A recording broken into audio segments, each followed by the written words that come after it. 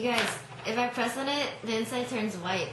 Dude, nice. Oh no. Oh my god. I think I have cancer. Oh, no. What? Oh my god. No. Yo, why you not know that person? Is he Mexican? Is he Asian? He's a Mexican, looks Asian.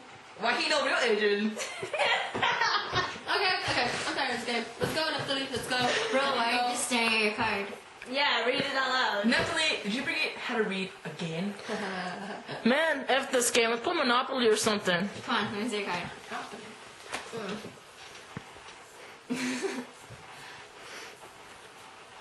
Oh my gosh. Are you kidding me? The Granger movement? What is it? You don't know that? I'm Mexican and I know that. I can't believe you, Natalie. Everyone knows about the Granger movement. Your Delawareness is too much. I'm losing Monopoly too. Aren't they a part of society today? Yeah, for like less than 1% of the farmers are still out there. I mean, come on. How do you know that? Oh, there's a hobo carrying sign right outside. Hey, right here. Never forget it. Don't forget it. Natalie, you can't even read a hobo sign? Well, I can't let this be. Neither can I. Oh, history lesson? Yeah, let's do this. The Gilded Age. During this time, production expanded to huge proportions. Living standards rose dramatically for millions and great fortunes amassed, except the farmers, of course, which dropped from 90% of the population in 1862 to 49% of the population in the 1880s. Oliver and the occupiers are protesting on the Granger Trail. Brothers and sisters, we are gathered here today to discuss inequality. I am just about up to my knees in vexation, and I know you folks are peevish as well. Our complexion and vexation! Why is the economy so dilatory to our pleads? We're sensible folks, yet they continue with their palaver. They overreached, hear our beseech! I pray that they fear this suffering. Let's disciple on that flag again!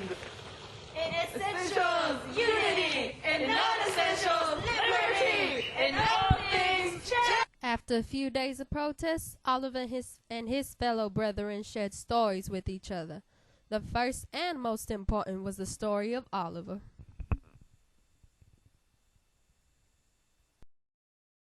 I had a farm in Minnesota back in the 60s. Irrigation, that's how I got by. I traveled south and saw their troubles, and I thought to myself, why not develop an organization among the nation's farmers? What if there was a great brotherhood of farmers that could unite the depressed and isolated men and women who filled the soil? What if I could create that? Why? My eyes sparkled with delight at the thought. You are full of rectitude! I long to see the great army producers in our country turn their eyes up from their work, stir up those brains, not mere machines. Set them to thinking. Let them feel what they are human beings, and the strength of the nation. Their labor honorable, and farming the highest calling on earth. Oliver, as more of a patron as we come. Be what it would. Look at us now. By and by, they affront us, the last true creators of this nation, or simply cogitations in their eyes. No, I will not be a mere cogitation occupying your mind. I will occupy everything. Your trails, your trades, your truth. Until you grow so sick of me, you will do anything to get rid of me. I will be your puck. We are not ragamuffins! Indeed, we are not ragamuffins. We are farmers. We are the 49%, and we demand equality. 49%! Down with 10! We will no longer stand for your injustice with your big four. Hello? You called?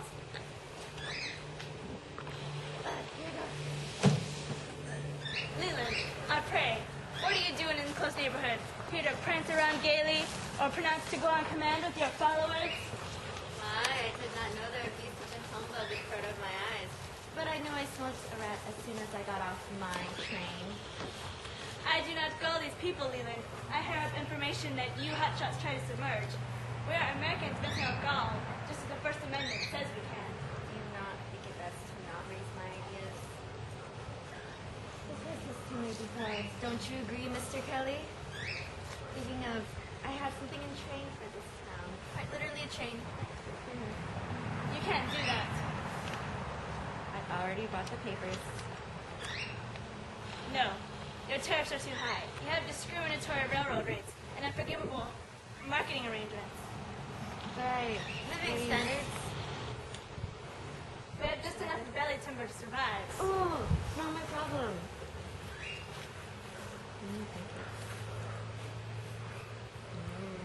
Pancake.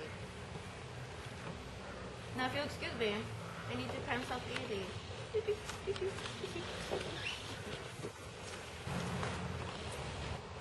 Before, we were always in debt. Borrowing all those machines, borrowing all that money from the bank. And we don't have any slaves anymore, so no more cheap labor. Slavery was bad, and you know it. That's not my point, Mr. Kelly. Okay? We also have interest rates for the loans, and the mortgage company doesn't have the hearts at all. A quarter of us live as tenants, like we're sharecroppers or something. And the railroad companies are building railroads with the Sani from Ohio for tomatoes. Well, I'm just different. My name is James B. Weaver, and I would like to help expand your idea. James. Together, we can be the greatest granger movement ever. James, exactly how do you plan on doing so? Politics. Aristotle? No, we will grow and create a national party. But we've already done so much. We've shared information on farming through education. We've fundraised to buy machinery. And did you not see what I just did there? Did you not see Miss Leland's Kelly, legs shaking in it was fear? you who looked quite rebelled. Oh, so it seems. But that's not my point. What I'm saying is that we need federal help if you really want to make a change. Mr. Weaver, let's see urges in politics. We will be forever called the Populist Party, the People's Party. Hooray, the populace, the People's Party! Of the people, by the people, for the people. Back in the present, Neftali is stunned with the knowledge of her fellow peers. Wow, guys. Thanks. Yeah, you better appreciate it. But what happened when the granger movement turned political? Well, so I got our notes. To answer your question, Delaware, they helped pass many Granger laws, which were a series of laws passed in the western states to regulate grain elevator, discrimination, and other road abuses against the farmers.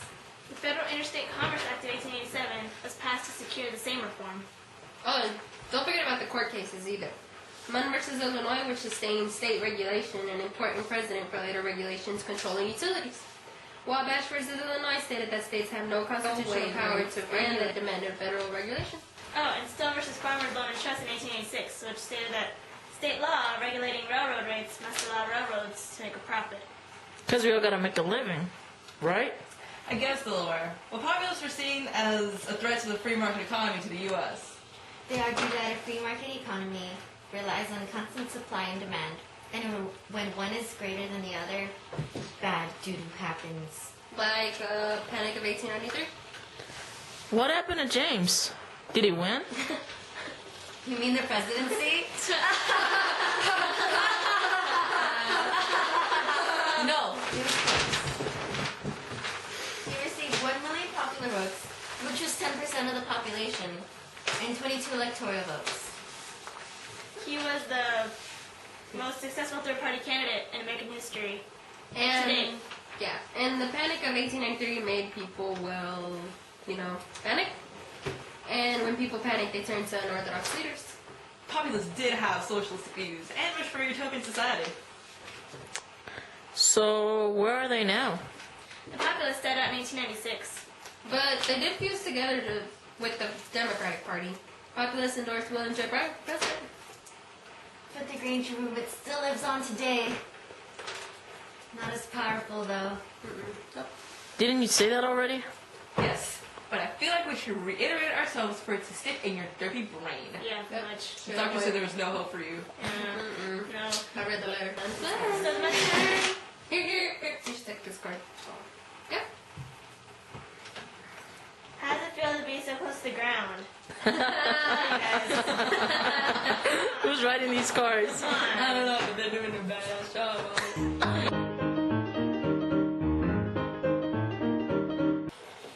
Jeez. What's my line?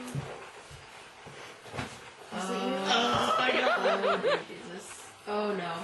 What is the grade? Gosh. We really need to go. I trust them to. Discriminatory railroad rates. The unforgivable